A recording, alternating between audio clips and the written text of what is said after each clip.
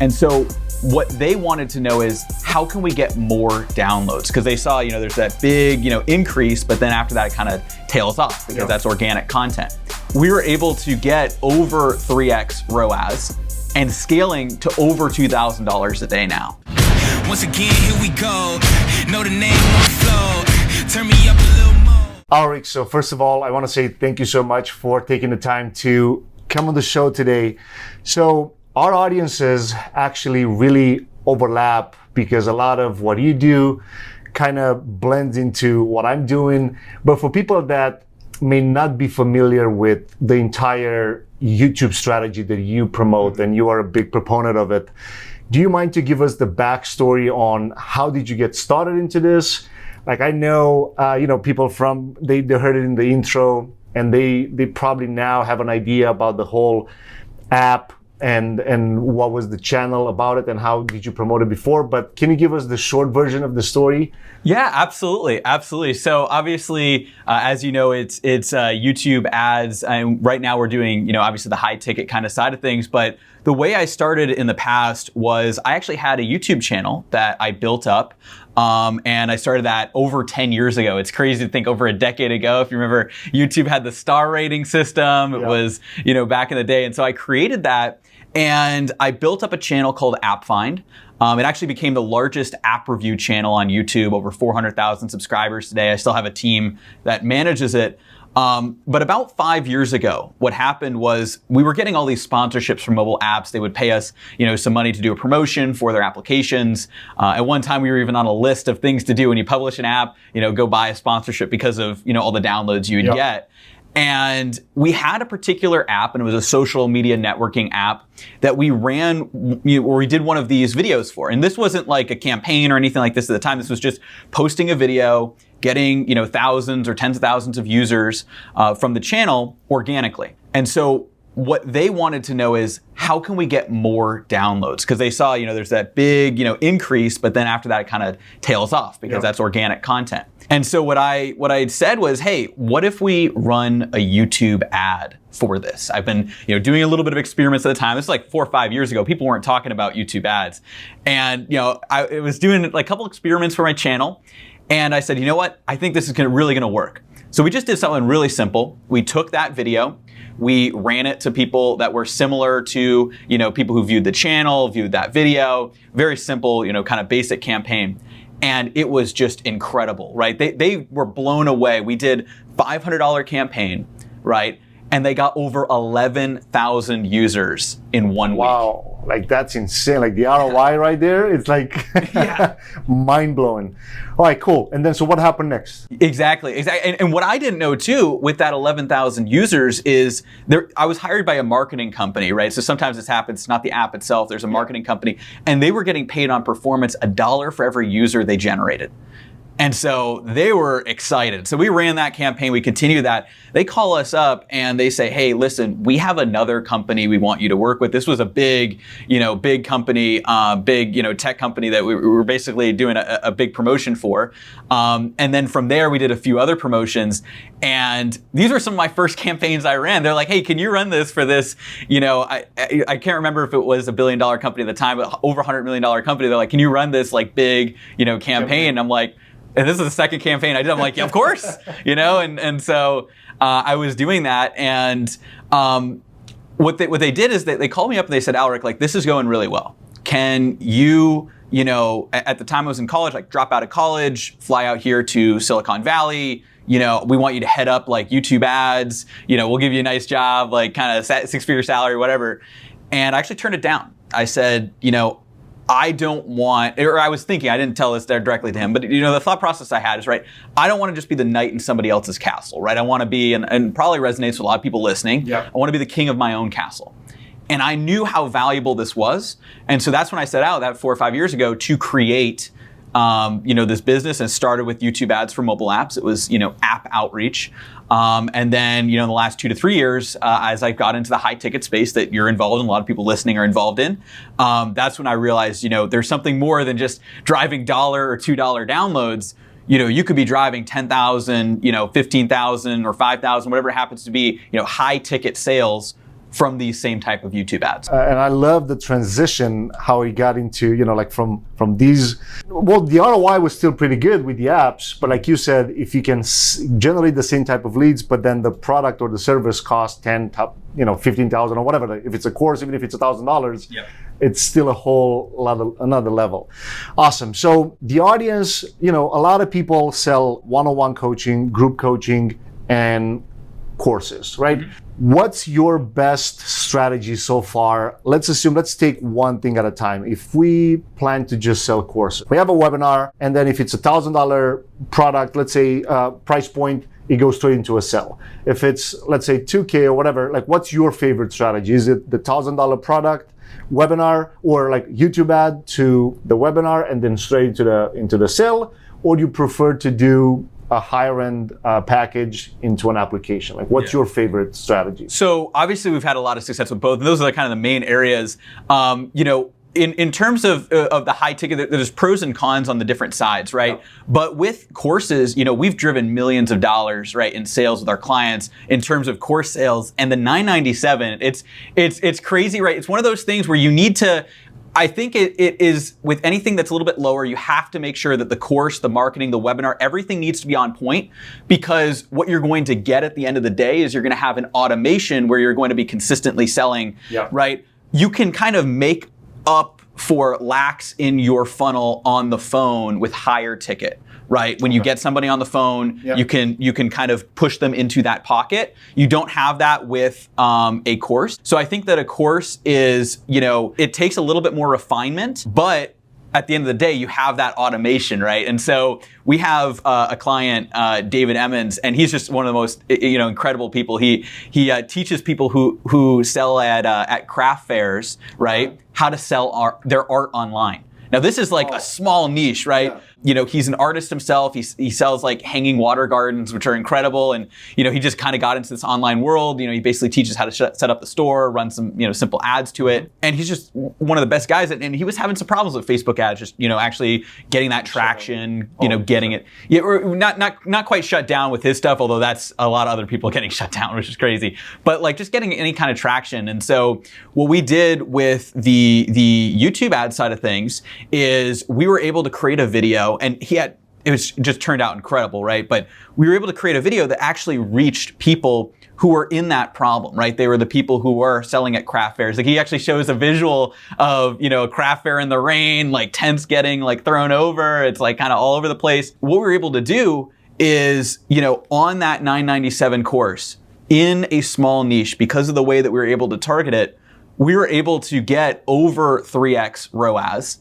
and scaling to over $2,000 a day now, which is just in incredible. Ad spend or in ad spend, yeah. Got it. Okay, just from YouTube ads alone. Just from YouTube ads. Got it. So what's like now? Let's back it up even more, because now the audience is like, kind of like, oh, I want to know like what was the tactical stuff behind it. So what's your favorite part to do it, or not necessarily your favorite? I guess the results that you've seen the best. Is it based on keywords, like people that are searching for whatever the problem your client solved for that particular industry, or is it based on competitive channels? Where did you see the best results with this particular? Exactly. So with this client, then also with the vast majority of the clients we work with, we have a strategy for targeting that's very unique, and that I've essentially created. It's called our 3-dimensional YouTube ads targeting. And so we found that there's big issues when you're targeting, not just on YouTube, but also on Facebook, but also when people start running on YouTube in general, where most people are targeting in 2 dimensions, right? They're taking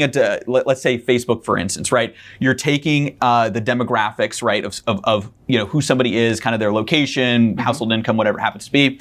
And then you're combining that with interests and affinities, right? Pages they like, things like that, right? And there's some other stuff you could do there, but a lot of people just kind of do those 2 things. It's 2-dimensional. And you're really just relying on the algorithm to kind of make up for that.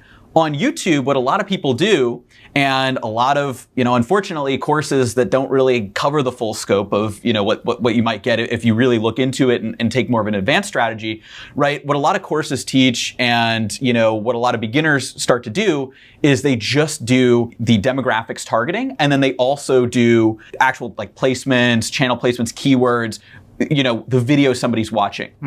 But what people are missing out on, and this is the big thing that we do with our clients, especially for high ticket, this is the difference maker right here, is we add a third dimension, which is the affinities, the interests, the audiences. So we set up audiences. So now we know who somebody is, we know the video they're watching, we know the demographics that they have, and we get the trifecta. That's when you can target an actual high ticket buyer. So we do with David Emmons, that's what we do with, all of our clients are getting applications, like $60 applications, right? Like it's crazy. The way that you can do that is by having that combined targeting. It's essentially like a triangle, right? We have those three elements. No, that's actually really powerful. And I think just to kind of make it simple for people to understand, because I know like we talk now advanced strategies. Yeah. But do you combine all of these in one campaign, or you create different ad set for individual like tactics that you just explained? So you put into one campaign, you put the keywords, and then the same person that's typing those keywords has to be subscribed to one of the channels or has to watch some of the videos. And on top of that, he has to be part of one of the audiences that YouTube or Google allows you to create. Do you put all of those metrics into one campaign, or you separate them? So, and again, it does vary on the client, because there's lots of different people. So typically what we're going to do is we're going to look to combine those at least at the beginning, right? There is an element of scalability when you take some of them on their own, and I'm not going to deny that. You have that, and I think, because obviously we were talking about that as well, you have that scalability element. But what I would say is, especially when you're starting out and when you are looking to extract the lowest hanging fruit, the people that are actually going to buy high ticket right off the bat, you want to layer these three things together, because now you're not just taking the demographics, and we really look at household income, right? Specifically, where are people at? It's crazy. I've actually just yesterday I heard from one of our advisors, because we have people take our calls when people are interested to leverage YouTube ads. And they were talking about another course or something that somebody took with it. They were talking about how household income didn't even matter. It's crazy. It's like that's like one of the big things. You got to make sure that you add all of these elements together. You add that income targeting, the location, things about the person, the demographics. Then you layer in what video they're watching. The problem is a lot of people stop there, right? And I'm not saying that won't work, that'll work. But the problem is, if you want to actually get higher ticket buyers, you need to know who that person is. If they're a person where you're setting up, and I don't want to get too deep into the weeds, but there's ways to target people based on what they've searched on Google as well, right? There's ways to target people. There's a custom affinity. So you can essentially create interest. The same way you can do interest on Facebook, you can do that on YouTube. A lot of people don't know that. And you combine that with what somebody's watching and who somebody is, that's when you can get the actual pinpoint ideal buyer. You might pay a little bit extra for the leads, although typically we haven't found that to be the case, because they are so targeted, but ultimately that's going to produce the most applications and the most sales. That's like mind-blowing right there, because as we all know, and a lot of people watching or listening, when Facebook took the income reporting type of targeting away, all of a sudden it became a little tougher to even know, like, all right, like, is this person going to even be worth targeting? But then on YouTube, you can actually do that. So that's like super, super powerful. All right, cool. So you combine all of those. What's your kind of ideal way of looking at the results and understand, like, okay, are you looking at the number of leads that you're getting, or you looking straight to the sales and understand, like, do you care how much you pay? Or of course, in this case would be your client, but do you look first on how much they pay per lead versus, all right, we actually generated sales with this campaign, but this one generated more leads even though they didn't buy? So like where do you draw the line and say, okay, we actually need to focus here? Because some people, and you work with clients, and correct me if I'm wrong, but I guess a lot of people will look like, how much are we paying for the lead? Because I don't want to pay more. So what's your process on maybe educating the consumer, or in this case would be educating the client more? Yeah, absolutely. So what I always say is you have to look at what your actual goal is. Some people do have the goal of getting X amount of leads, right, for their email list, to bolster their numbers, to have all of these people coming in. And so if that's the goal, then you're going to approach that. But the majority of businesses, that I work with, a lot of people who are listening, if you really think about it, your goal is one of two things. Some people, and ultimately you can track the revenue, but one of the easier things to track obviously is applications for something like this, or course purchases, right? because if you're in the high ticket, right, where it goes application to phone call, there's all kinds of different things. Then it gets into more of a sales side. But on the application funnel side, tracking applications, that's ultimately one of the big things you want to focus on. What's the overall quality? We actually have a rating system that we help clients with as well to make sure that you're actually rating the quality of where your applications are at. But at the same time, not just, okay, what's the quality, but also, how much are we paying for these applications? So that's the biggest thing you want to look at. We do also want to look at leads too. So when somebody's starting out as well, you really can't focus on even as there's applications coming in or even sales, because the margin of error is just so high. So you have to look at leads first. But once you've gotten to a certain point, right, where you're scaling, right, with somebody like David Emmons that we talked about, or any of these other clients, that we have that are scaling, past $1,000 a day, for instance, you're definitely going to want to start looking at, okay, where are the purchases, where are the applications, but then also on the application side, one thing a lot of people leave out is looking at quality as well. So you want to make sure that you're combining all of these sides. Got it. So then you kind of look into and see where the problem is. For example, in this case, because you mentioned the application part, is, all right, we're getting enough leads from these YouTube ads, so we're getting enough applications, but then we're not selling. So obviously the problem can be, all right, are these leads pre-qualified or is the salesperson not good enough to actually convert? And then is that how you do your process of kind of pinpointing, like, where is the problem that we need to maybe tweak a little bit? Because you might not be, sometimes you may be just a little tweak, and then you actually get the result that you want. Yeah. So, I mean, that's one of the things too, where one of the things that we teach, and this is also in kind of, this isn't something we would do right off the bat, because obviously you want to focus on leads, applications, but especially for, some of our clients who have been with us for a while, we have an application rating system. We have somebody in our team, Julia, who does a fantastic job with that. And, what we're able to teach our clients is essentially you can actually rate your applications, right, on a scale of 1 to 5, without even looking at, the performance that the salesperson has. And so even if, like, even besides, obviously we're talking about YouTube ads, I'm going to encourage people to get into YouTube ads because of the blue ocean right now. But, something you could do right now listening to this podcast is, and this is a really good exercise, is go in, look at your last 30 days of applications and rate them on a scale of 1 to 5 and really look at, not did they close or not. And it's actually better if you rate them before you have the call, right? Just to see, because that will give you a better indicator of how your marketing is doing, because then on the sales side, that's where there's all kinds of different things that can come up, right? But by looking at your application, and I'm sure obviously the people listening, following some of the stuff that you're doing, they already have a great application that, is lined up. Looking at that and rating it is going to be really valuable. Got it. So I actually want to even go a little deeper into that to find out I'm always, trying to not necessarily hack, but learn from the best. How, what's your favorite way of rating it? Is it based on the questions that you asked? Based on, for example, if someone, because you can put, multi-choice answers with how much money they're generating on a 1-year basis, what industries they're in, how much money they're spending on ads, and how much money they've spent on the last mentorship type of program. Is that how you rate? So it's a combination of those, and then also, exactly what somebody is saying on the application. So actually reading, it's not just quantitative, right? Where you have, okay, how much can I spend or something like that. It's also the qualitative side as well, right? Where you want to see, okay, what is this person actually writing? So actually, if they write longer, paragraphs, right, or multiple sentences, that's actually a pretty good sign that they're invested in this. They're not just kind of breezing through, the application. There's some of these different things. They all kind of come together.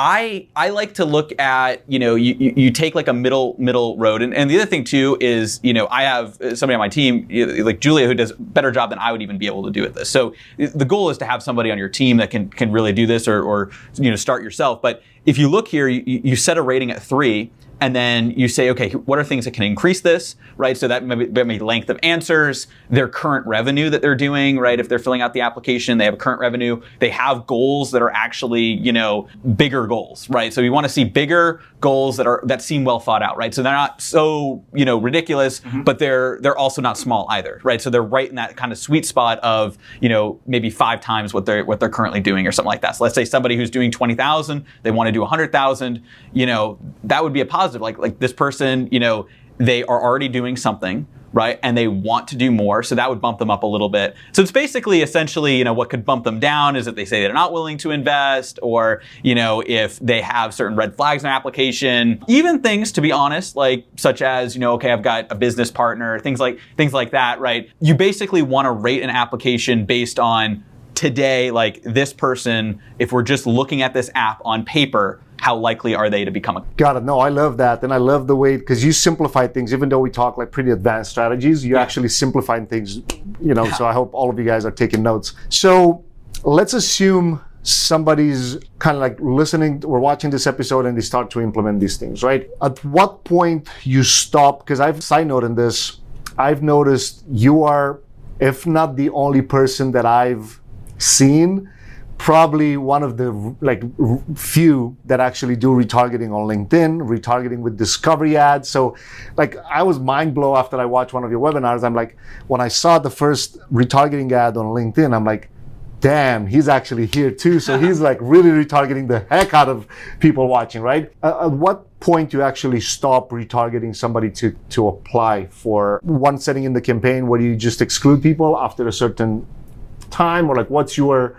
kind of strategy there? I actually love that question, because there's two answers to that. So there's the answer for multi-platform, which I'm really glad you brought up too, because I want to be on each platform. I got to practice what I preach, right? One of the big things I'm telling people is Facebook ads are going up and up, right? The costs are going up, right? You want to not just have all your eggs in one basket. People get shut down. There's all these issues, right? You want to actually be able to have that diversified platform, right? YouTube. Yeah. And so, we right now, obviously with YouTube, just because of the way that you can get applications and stuff, that's our only cold traffic source, but we're retargeting on all the major platforms, right? So we're doing the Facebook retargeting, we're doing retargeting on LinkedIn, we're doing retargeting on Google Display, we're doing targeting on even discovery YouTube ads, right? Not just YouTube ads itself. I love that. When exactly. I saw that, it was like, oh, So we're retargeting everywhere because it keeps you top of mind, right? It's that element of omnipresence, right? You're basically in front of people again and again. Yep. They're reading your message, people get distracted. Now, on other platforms, it's a 90-day setting, right? So it'll be 90 days on, LinkedIn, Facebook, some of these other platforms. On YouTube, wait for it, it's forever. And the reason for that, and a lot of people, and your audience is might be, some of the first years, because people really don't know this right now. But on YouTube, and I gotta preface this with cold traffic, one of the reasons YouTube ads work so well, right, and are able to get lower cost leads, we're talking some webinar registrations like $2, $3, $4. I mean, obviously if you're going very specific B2B, certain income target, it might be $10, whatever it happens to be. But the reason you can get low cost leads, high quality applications is because you're only paying if somebody watches 30 seconds or more of your ad, right? So if somebody skips the ad, they can skip it after 6 seconds. So between 6 and 30 seconds. You don't pay anything, right? And I know you know that, but a lot of people listening might not. But the biggest thing is, what if I were to tell you, and the people who are listening, because you probably already know this, but what if I was telling you listening that those same rules apply for retargeting ads? Yeah, keep going. No, that's a game changer right there. Because what that means is you can get in front of people again and again and again on YouTube, basically consistently forever. And people, if they're not interested, they're going to skip, right? You don't pay for that ad.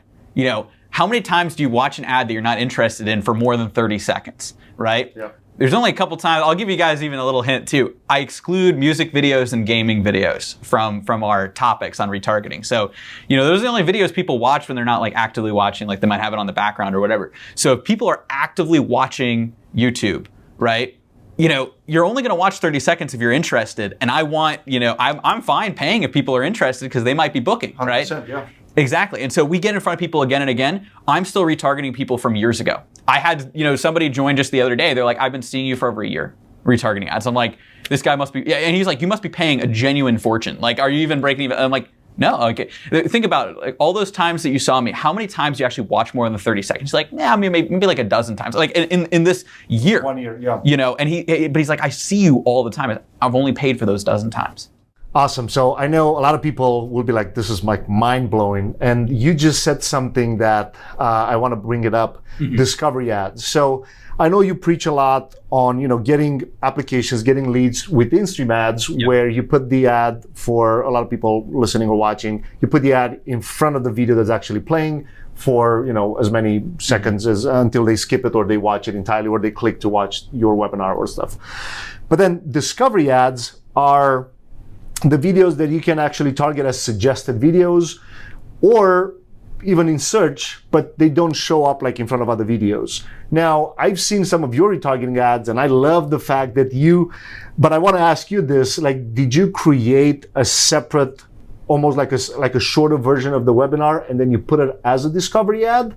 Or like it was a different presentation? Like what was the strategy behind it? Yeah. That's a great question. So what we're doing right now, and what we realize, and honestly, I'm just, hopefully people are kind of finding it valuable, dropping some value bombs here. What we're finding is sending people to the webinar initially is going to be really valuable because that's your longer form. That's where people can go through. They can watch, everything that you have to offer, right? And that's where it's really all laid out. But the people that don't take action off of that, they might need a little bit more.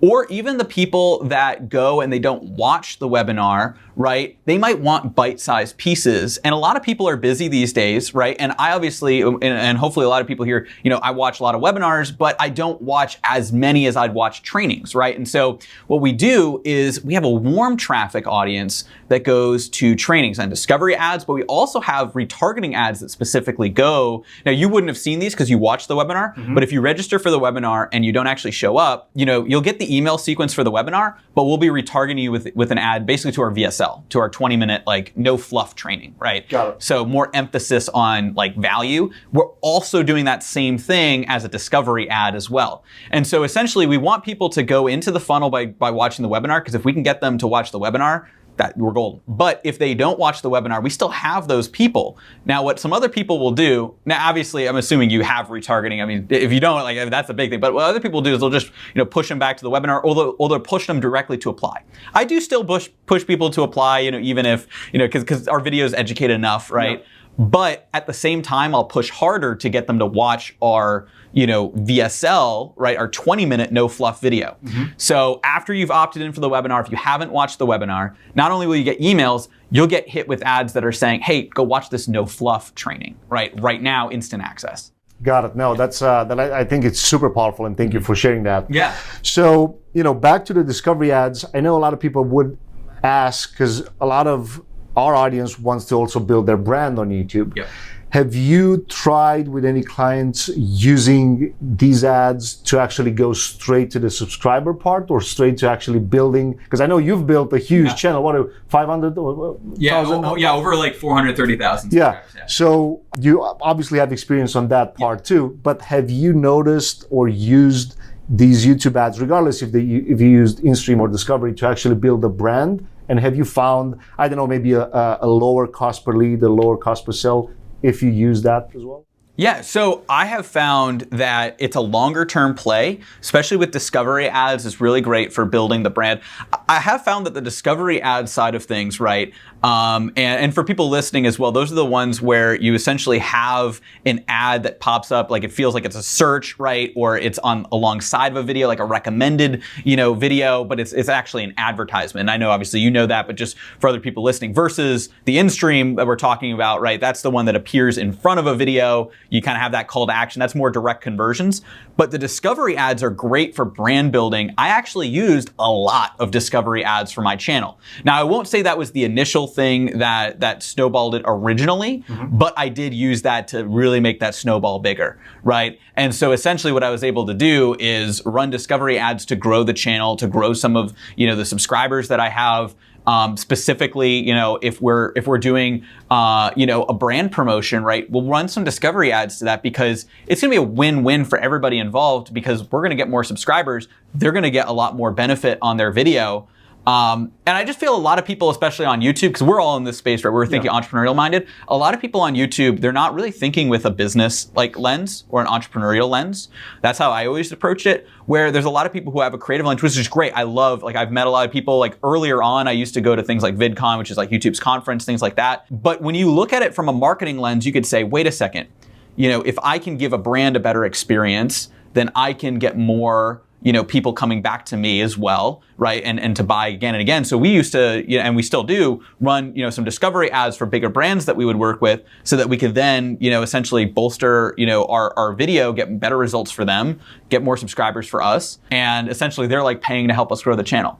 That's on that side. For clients though, when you don't have like a sponsor or something like that, your benefit is actually being able to get these sales down the road. It is important to know though, and we've tracked all of this, it will take longer if you're doing that, even if you're targeting the same people. But when those people are ready, they're the people that's consumed all of your content, they've seen all of your videos on YouTube, and they book a call and they actually immediately buy. It's crazy. It's like you look at the statistics on this, right, where the people that come through the organic YouTube, once you're running these discovery ads, is incredible. So we've worked with people who, have like 100,000 subscribers, 200,000. One time, it's actually kind of funny. This is not in the high ticket space, but we actually work with like a musician with over like 2 million subscribers, like kind of grow things and sending it to like, Spotify, stuff like that. But in the high ticket space, especially we have, somebody, Eli who does like stock options trading, his channel is huge for, being able as an incubation tank. And then what you could do is when you have people on the channel that have watched a certain amount of videos or watched specific videos, you hit them with, and you know where I'm going with this, you hit them with the InStream ad, right? So now you had them come in through discovery or they found you naturally. The discovery also, it simulates a natural view, so your videos will go up in the rankings. So now when people search it, you'll appear higher. So now your channel also has that snowball effect. Now you're getting a lot of people watching your videos. You can now target, if people have watched certain videos, liked certain videos, whatever it happens to be, let's take those people and now run an ad to not only just the webinar, but you can even run an ad to an apply page, to a sale, whatever it happens to be. Because now they're familiar with you because they watch organically all of your content. Cool. So from a technical standpoint, before I go to the next question, do you, like, especially the discovery, regardless if it's retargeting or if it's for brand building or whatever, do you upload them as unlisted or private and then you run them, or you leave them open to the reason that I'm asking is I've heard a lot of creators saying that if you upload it and then you leave it public and then you run ads to it, it actually, it doesn't help the channel at all, especially because the ads would actually not get a watch time that the YouTube platform will actually like. Oh yeah, I know exactly what you're talking about. This is getting like a little bit more into like the specifics. I've actually had conversations with actually Adam Linkenauger about this as well, who is big in like the I don't know if you've had a conversation with him yet, but obviously big in the YouTube space, and so this is something where I agree with that. Especially if you have a channel that you want to protect, you have to be very careful with more so InStream ads. Not actually as much the discovery ads, although you still have to be careful with that as well. In that, the InStream ads will have a shorter watch time because you have a lot of those people who skip, right? And you have a lot of people who, will watch a shorter period of time and then they'll click off, which is what you want. You want them to go and, opt in. You always, I always say this, run a InStream ad as unlisted. That way it won't affect your channel statistics. It won't affect that. If you're especially concerned, like let's say you already have a big channel, you would run it on another channel, right? And you could run it as unlisted. You can link multiple into Google. I haven't found you need to do that, but that's like kind of an extra fail-safe. Yes, super safe. That's a super safe way. So those are always unlisted. For discovery ads, you can run into the same problem if your targeting is bad. Because if you have bad targeting on the discovery ad and a lot of people hop off, then that's going to tank your view rates. And so we do have some discovery ads that are unlisted. Like for us, like the training, we have it unlisted because I don't want people to naturally just find that, right? But for clients and even ourselves with my other channel, if you have discovery ads that are specifically targeted and you monitor the watch times, you don't have to worry as much about that because it simulates a natural view, right? So if somebody's searching something and then your ad, like because you got a discovery ad, it pops up. This actually is the opposite effect. It can actually rise you up in the rankings because now you're getting a lot of this traffic, right? That's targeted traffic. That's targeted, exactly. But for InStream, yeah, always unlisted. For discovery, it depends. If you know what you're doing, you could do public and it can actually help you. But to play it safe, unlisted. Got it. No, that's actually important to remember because what I did about a year and a half ago, and it really hurted my channel bad. So I'm doing these podcasts, right? And then a lot of times what I do is if the person that I'm interviewing has a bigger channel, I'm actually going to run that interview against his own audience because it's common sense that people watch. Yeah. So I did this with Dan Locke, for example. At the time, he didn't have such a huge channel. Like now he's like 2-point-something million subscribers, so he exploded. But at the time I did this, and I did it with discovery ads. and he hurted the channel so bad because for some reason, so maybe I was doing some things wrong with the targeting, but I just mainly went straight to people that are subscribers of his channel, and then I run the interview, and then the watch time tanked like bad. Now, maybe I made some mistakes with how the video started and then the intro and all the rest. So, but that was the reason that I wanted to like see, to get your approach on this. Back to kind of the sales and then the high ticket part. A lot of people watching or listening to this podcast have one-on-one coaching, right? Yeah. And they want to productize that. And before we started this interview, I asked you, like, what's your favorite way of selling your service? Yeah. So you had a really great approach to it, similar to what we do. But if we can give people maybe a strategy that they can implement tonight, and then one that they can do for the next 6 to 9 months. I always like to do this with every guest to go like super specific. So if they can do one thing like after they watch this interview or they listen it, all right, I can go now and implement it. Yeah. And then the rest of things they can do for the next 6 months, a year to actually improve their process. Absolutely. So what I would say is the big thing is and the thing that you can actually think about tonight is that there is a middle ground, right? Because we actually talked and you have a similar type of thing. So some of your listeners are probably already familiar with this, but a lot of people don't think in the high ticket space, they think you have to be one thing or the other. You either have to be a course, right? You're fully pulled out, right? And it's just like, you just put it all together. Yep. Or on the other side, you are doing that done for you, one-on-one coaching. If you're doing more of an ad side of things, people see it as done for you, kind of agency style. If you're doing coaching, it's like it's those one-on-one calls. It's all the same thing, right? Yeah. It's basically like you are essentially still, even though you can charge a premium on your time, you're essentially trading your time for money, right? Which even though it is a high value on that, you want to get out of that. You want to be the CEO. You want to actually be able to grow your business and focus on growth, but also help clients at the same time. And so what we found is the best way to do this is in the middle. And so that's why we put together, and not just for ourselves, but also for our clients as well. So we put together a done with you, done together program that's very hands-on, right? And so essentially we take certain elements. So we have an in-house copywriter that'll come in and, when a client comes on, right, we're going to help them write their script. We're actually going to have the copywriter write it with them on the call. So it's done together, but there's elements like that's kind of done for them, right? So they get the script and then we show them exactly how to film it, right? So here's how to do it. But we have trainings, so we have trainings on how everything works. But I wouldn't just do that on its own. We need to be hands-on to help people to make sure they get the best success. Well, but at the same time, I wouldn't just do it all for people because then I can only help a few people. So what we do is people get access to all of these trainings and they set up kind of the basics. So we show exactly how to do it, step by step. And then they get on calls with either myself and, I'll do kind of group calls, right, where we do a deep dive into everybody's account. We actually go in and we look at things, right? I don't like, some people do it surface level, and this is not saying anything like negative about specific people. Some people do it surface level. They're like, just ask your, high, question or whatever. What I like to do is say, okay, let's actually get into the weeds of this. What's working, what's not working. Let's go into your ad account, and I'll do that on calls with clients, right? And that's consistently. So everybody can see it. Yes. Okay. Yeah. Awesome. So we go in and we do these group calls, and I actually dive in and help clients, hands-on with, okay, let's change this, let's change that. But I also have members of my team as well. So we've got our head of client success, Phil, who does a great job. He hops on, he can do, certain calls with needed, with people. So sometimes he'll do a one-on-one, sometimes he'll do a group call with a few different people. But what we're doing is we're helping our clients actually get the campaign set up the right way. So you're learning at the same time as us helping you hands-on. And that ultimately is going to be the best, not just for you to scale, but also for your clients as well. Because if you think about how do you want to learn something like YouTube ads, right? You don't want to just take a course and then leave it up to guesswork, not be able to ask anybody. Maybe there's a Facebook group, but that's it. On the other side, if you just have an agency do it, it's like a black box. You don't know what's going on. You don't know what's going on. We were talking before this. There are some people that you just send them the money. They won't even show you what's happening in the account. They're keeping it all a secret, right? It's crazy.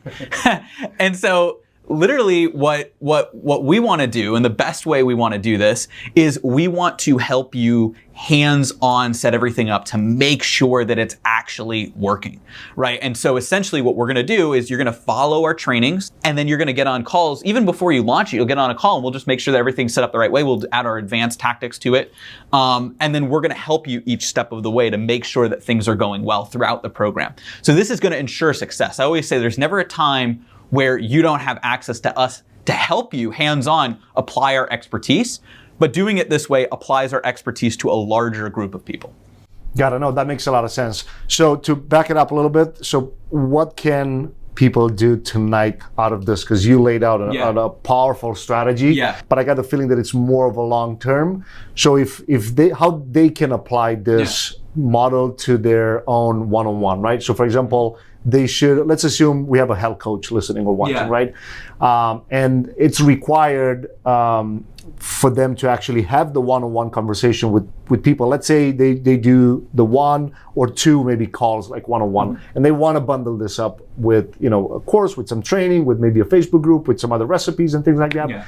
What's your favorite what's your favorite thing for them to do from a strategic or tactical point to do tonight to actually get them closer to that? Yeah, so what I would recommend doing is mapping out each of the key things that you want to do, that you're going to be helping your clients with if you don't already have this mapped out. So essentially here is, you know, different trainings that I can create. And then you're going to start chipping away at these trainings and then giving people access to them. You could, now with a health coach, you wouldn't want to record you helping somebody, but if it's something other than that, then you could help, you know, with somebody like strategy wise or something like that, exactly.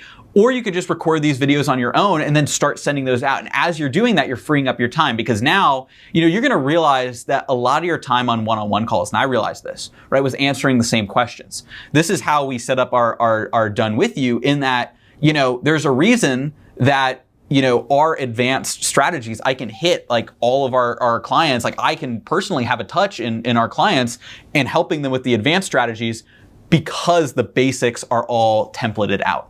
Right, so we have the exact we actually teach them how to build their own template in the Google Ads or YouTube Ads dashboard, right? So they can build their own template, and then from there we show them how to set everything up, the basics, and then we tell them, hey, hop on a call and let's just make sure that this is set up the right way, and we can add our advanced touch to it. And so by them doing that, and it's the same thing with the client right now, if you map this out, right, what can you do that doesn't require personal touch? You know, what's that 80-20 principle? What's that 80% of things that you do that you're repeating the exact same thing every time? Can you package that down into trainings? Then you're only spending 20% of your time. And with the exception of health coaches, I don't know, like, you know, what you're able to say in front of a group, but in other, you know, industries, right, you can just get that 20% of the time, and now you're stacking a bunch of 20%, so you just do it all as a group call. No, that makes a lot of sense. Okay, perfect. So now we have the short-term task, like the thing that they can do tonight, and then before that, you just explain what they can do long-term. So that's awesome. So if you would be to leave the audience maybe with one thing, maybe something that I missed asking, or maybe something that you just know is going to make a huge difference in this, you know, high level kind of space that we're in. So you dropped some incredible bombs, and thank you for that. But maybe it's one thing that I missed, or maybe it's one thing that you know, okay, if you guys do this tweak or something like that, it can increase maybe getting more sales, more phone calls, or closing more, or whatever. Yeah, absolutely. The biggest thing that I would say, honestly, is to, you know, get into YouTube as soon as possible. And I think that's an overall theme of this conversation. But right now it's a blue ocean, right? And so, you know, Facebook, it's choppy waters, red ocean, right?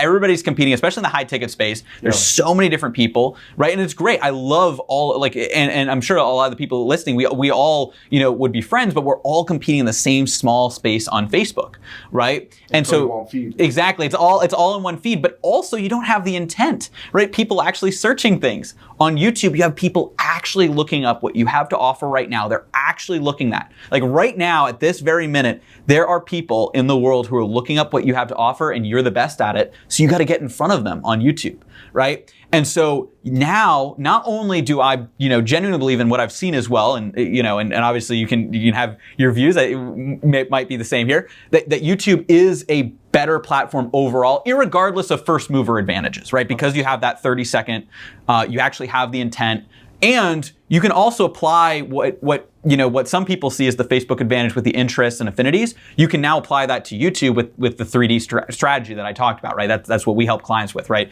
Is how to get interests and, you know, specific videos and demographics, right? That's that 3-dimensional targeting. But not only, right, do I believe that that's the best platform, even if all the competition is the same, it's not all the same. Right now, there's a lot more people trying to advertise on Facebook. Costs are going through the roof. And the big thing that we didn't really even touch on is people are getting shut down left and right in the high ticket space. because Facebook cares more about their regulatory, situations, the battles that they have, than they care about, a specific industry, right? And so, they have all of these other mom and pop shops that are going to keep advertising on Facebook, right? And obviously we all know that what we do genuinely helps people. We have these case studies, but, they're going to keep, shutting people down.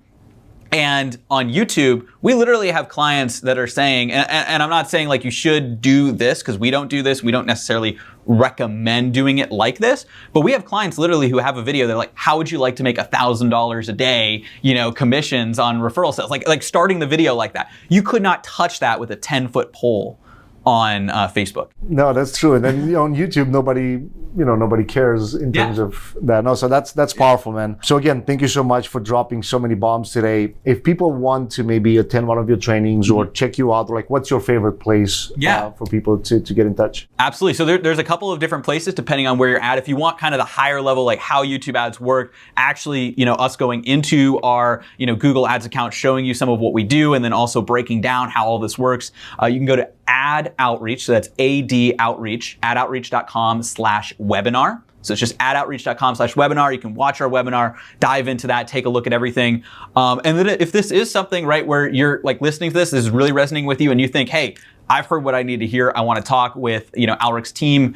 We've got some advisors that are going to be able to take a look at everything and see exactly what's possible with YouTube ads, how we can leverage that, not only get away from Facebook and diversify away from Facebook, but actually get better results with YouTube. You can go to Ad Outreach. So it's AD Outreach. So adoutreach.com/apply. And you can schedule to speak with our team.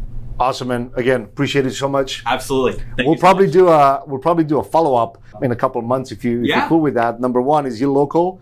Yeah. So right here in Boston. Awesome. Number two is I bet a lot of people will have a lot of questions after this episode. So again, thank you so much. Absolutely. Thank you. If you like this video with Aleric about YouTube ads, you're gonna love the next one coming up right here, where I interview Evan Carmichael and he shares with us how he grew his YouTube channel to 2 million subscribers and plus.